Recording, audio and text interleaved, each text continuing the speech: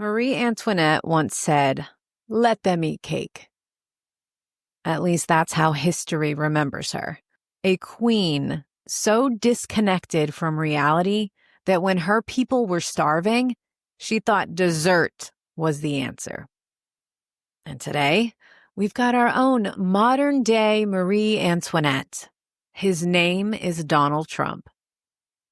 While millions of Americans wait to find out if they'll get their SNAP benefits this month, he's not talking about hunger or rent or jobs. He's posting on Truth Social about a football stadium being renamed after him.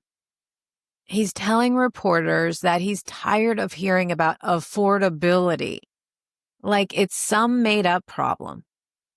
Meanwhile, families are deciding between groceries and gas. The courts ordered him to release the SNAP funds, money that's already approved.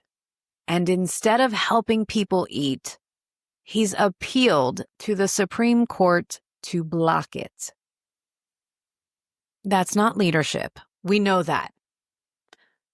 But I want you to know that it's actually cruelty. Our president is being cruel. And it's about control. Because when you control who eats, you control who speaks. This is our let them eat cake moment. And I know at some point in your life, maybe in middle school or high school, you read about this kind of thing in a history book and thought, how can people let that happen? I would never stand by and let that happen. Well, here we are. This is your moment in the history book. The question is, what are you going to do about it? I'm Christy Chanelle, and this is Sassy Politics.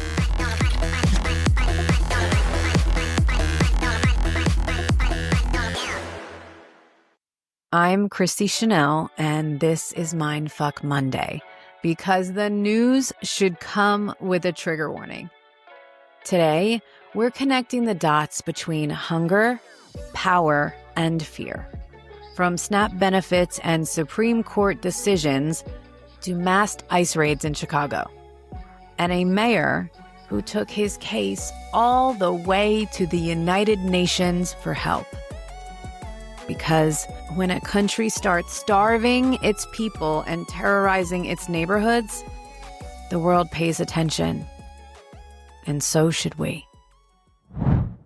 Let's start with SNAP, because that's where so many of these problems begin, with power over basic survival.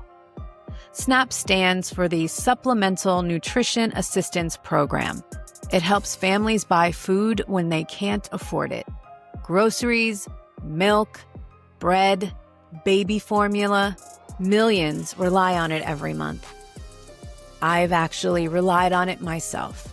As a 19-year-old first-time mother, I needed WIC. And I'm not ashamed to say it. I needed help. And WIC helped me. I had to go sit in the lobbies and the waiting rooms and show that I am using it properly and wisely. And I'll never forget it. It's hard. It was hard. I never thought any part of that process was easy. I didn't enjoy it. I did not like any part of it. So, hearing all of these people say, yeah, they're just taking advantage of the system. I don't know that that's fair because I didn't. Congress already approved the money. It's sitting there, ready to go. But President Trump refused to release the full payments. A federal court ordered him to pay it. And instead of helping hungry Americans, he appealed to the Supreme Court.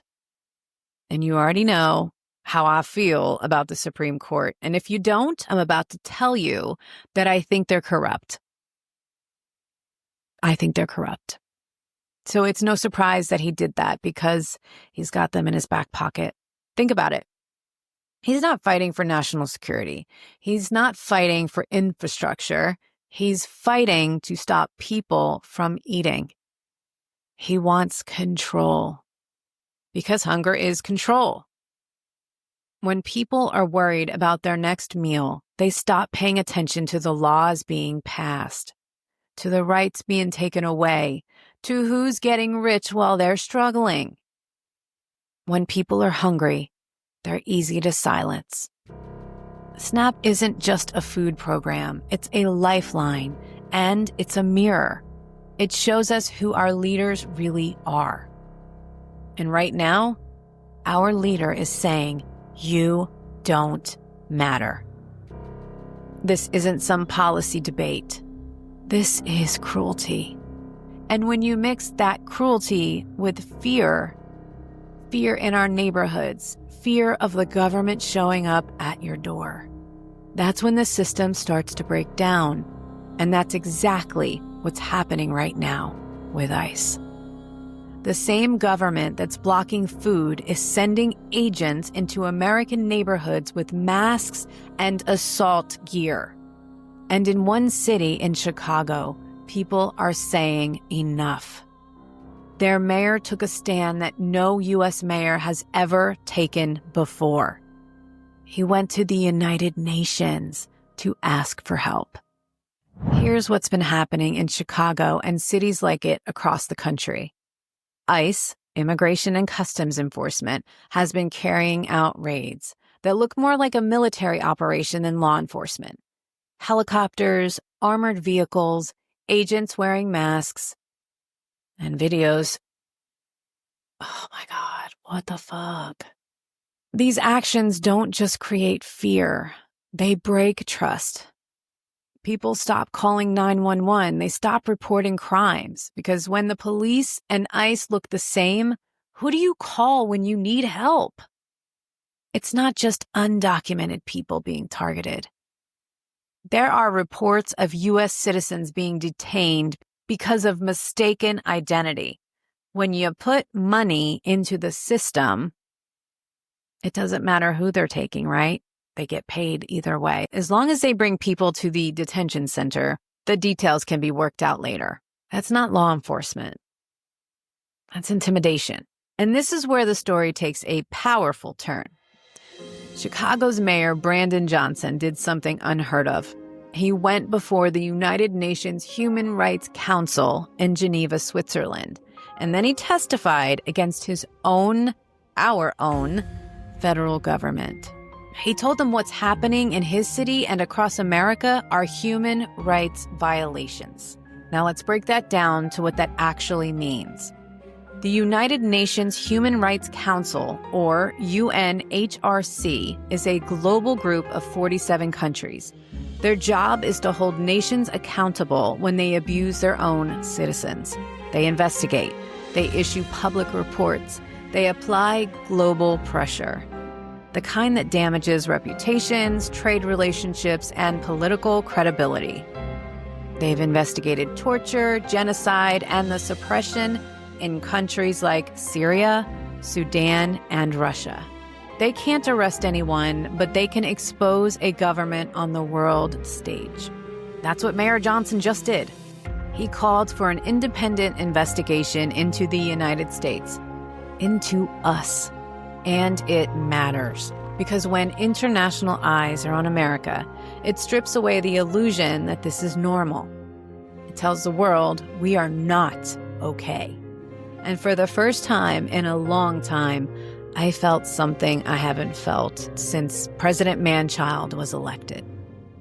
Hope. Because if a city mayor can stand before the UN and say, "Help us," maybe there's still a chance we can hold this government accountable.